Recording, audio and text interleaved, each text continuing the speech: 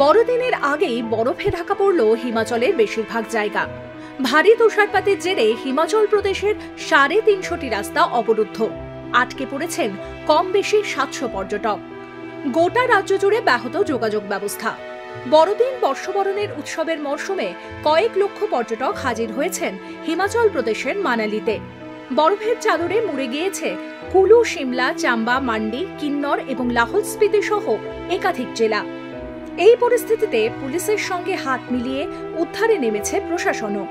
গাড়িতে আটকে পড়া বেশ কিছু অসুস্থ পর্যটককে বার করে নিরাপদ স্থানে নিয়ে যাওয়া হয়েছে। তুষারপাতের জেরে তীব্র যানজটে রাস্তায় আটকে পড়েছে কয়েকশো গাড়ি। বিপাকে পড়েছেন বহু পর্যটক। এই সময় অনলাইন